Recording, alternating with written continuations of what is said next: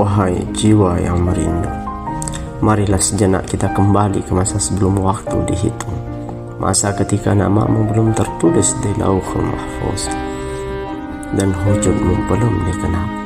Ketahuilah kawan, kisah ini bermula dari ketiadaan, dari segenggam tanah yang diambil dari segala penjuru bumi. Ada yang merah seperti bara, putih seperti cahaya, dan hitam seperti kelam malam. Tanah itu kasar, kotor, dan diam. Para malaikat bertanya dengan penuh keheranan, "Ya Rabb, mengapa engkau hendak menciptakan makhluk yang akan menumpahkan darah di sana?" Namun Allah menyimpan sebuah rahasia, bahwa kemuliaan itu bukan terletak pada wadahnya, melainkan pada isinya.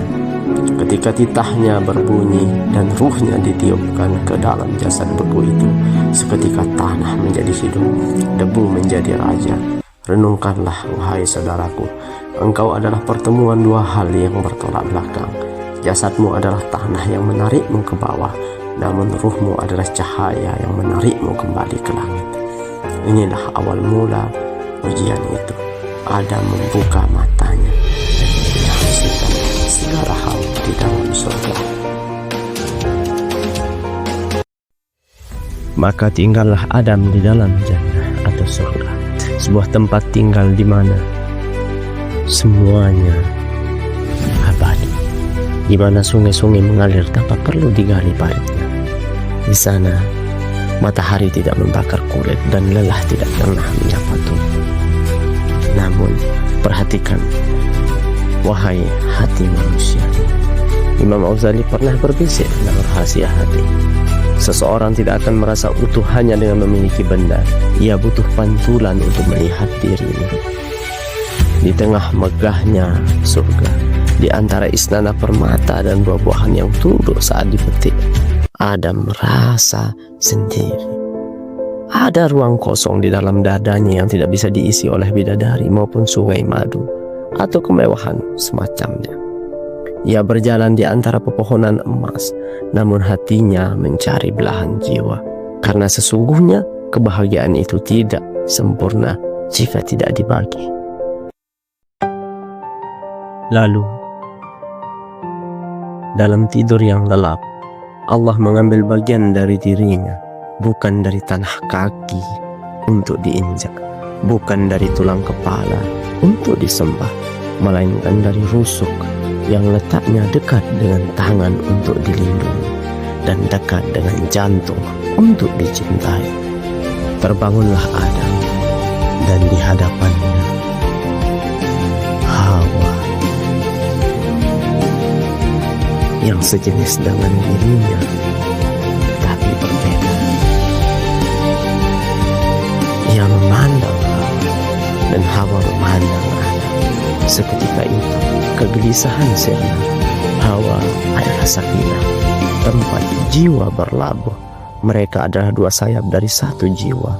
Allah berfirman kepada mereka, "Hai Adam, diamilah oleh kamu dan istrimu surga ini, dan makanlah makanan-makanan yang banyak lagi baik di mana saja yang kamu sukai. Segalanya halal bagi kalian." Segalanya milik mereka.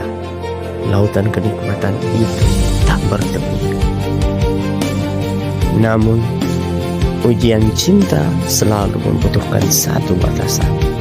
Allah berfirman kepada mereka, "Dan ingatlah kalian, janganlah kamu dekati pohon ini. Hanya satu pohon, satu titik kecil di tengah samudra kebebasan."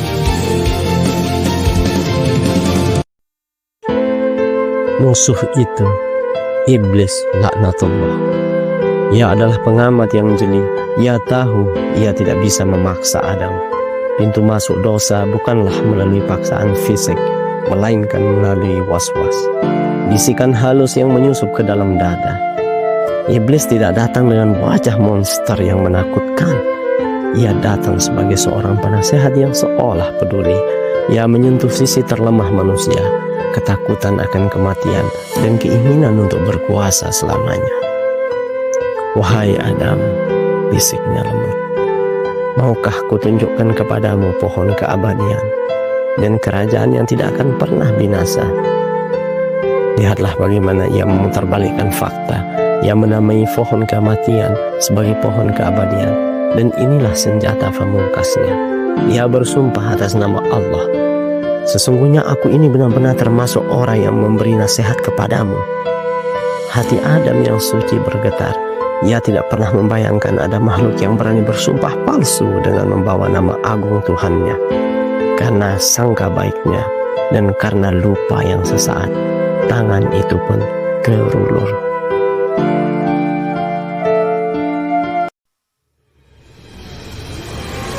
Satu gigitan, hanya satu, namun dampaknya mengguncang langit dan bumi. Seketika itu juga rasa manis di lidah berubah menjadi kepahitan di jiwa. Cahaya kemuliaan yang menyelimuti tubuh mereka padam. Pakaian takwa itu terlepas. Mereka tiba-tiba merasa telanjang, bukan hanya jasadnya, tapi telanjang dari rahmat Allah. Rasa malu yang dahsyat meledak di dalam dada mereka. Mereka berlari, memetik dedaunan di surga, mencoba menutupi diri, bukan karena malu pada tubuh semata, tapi malu karena hijab kedekatan dengan sang kekasih telah robek. Imam Al-Ghazali mengingatkan kita, dosa itu seperti meminum air laut. Semakin diminum, semakin haus, dan akhirnya membinasakan. Lalu terdengarlah seruan yang memilukan itu. Bukankah aku telah melarang kamu berdua dari pohon kayu itu? Langit surga yang cerah berubah menjadi kelabu bagi pandangan mereka. Penyesalan itu datang, namun takdir telah ditetapkan. Maka turunlah kita, ihbitu, turunlah kalian semua. Ini adalah al-hubur, kejatuhan yang bukan sekadar perpindahan tempat, tapi perpindahan dimensi. Dari tanah surga yang berbau kasturi, kini kaki mereka menyentuh tanah bumi yang kasar dan berdebu. Bayangkan kepedihan Adam. Dulu ia kenyang hanya dengan menatap keindahan, kini ia harus mencangkul tanah yang keras, berpeluh keringat di bawah terik matahari yang menyengat. Dulu Hawa hidup dalam ketenangan, kini ia merasakan sakitnya melahirkan dan lelahnya. Dan yang paling menyakitkan, mereka terpisah. Setiap matahari terbenam, Adam menatap langit yang mulai gelap. Air matanya menetes bukan karena lapar, tapi karena rindu. Rindu pada kampung halaman. Sebagaimana Ibnu Qayyim berkata, kita adalah tawanan di dunia ini, dan setiap tawanan selalu merindukan jalan pulang. Bumi ini luas dan sunyi. Bertahun-tahun mereka mencari, mengikuti jejak air mata dan doa, hingga akhirnya di sebuah bukit tandus bernama Jabal Rahmah, bukit kasih sayang di Arafah, dua pasangan itu saling bertemu. Pertemuan itu bukan sekedar pertemuan fisik, itu adalah pertemuan dua hati yang telah hancur lebur di hadapan Tuhannya. Di sanalah kalimat agung itu terucap, kalimat yang diajarkan Allah sendiri saat akan buntu dalam penyesalan. Dengarkanlah rintihan mereka. Rabbana zalamna anfusana wa illam taghfir lana wartarhamna lanakunanna minal khasirin. Ya Tuhan kami telah menzalimi diri kami sendiri. Jika Engkau tidak mengampuni kami dan merahmati kami, niscaya kami termasuk orang-orang yang merugi. Mereka tidak menyalahkan iblis. Mereka tidak mencari alasan. Mereka mengakui kehinaan diri. Dan tahukah engkau kawan, Allah mencintai rintihan para pendosa yang bertaubat lebih daripada gemuruh tasbih orang yang merasa suci. Pintu langit terbuka, tobat diterima. Kisah Adam bukanlah sekedar cerita tentang dosa, tapi tentang perjalanan pulang, bahwa sejauh apapun engkau tersesat, selama tanganmu masih sanggup menengadah, jalan pulang itu selalu ada. Semoga kelak kita anak cucu Adam bisa kembali berkumpul di rumah ayah kita, di surganya yang abadi. Amin.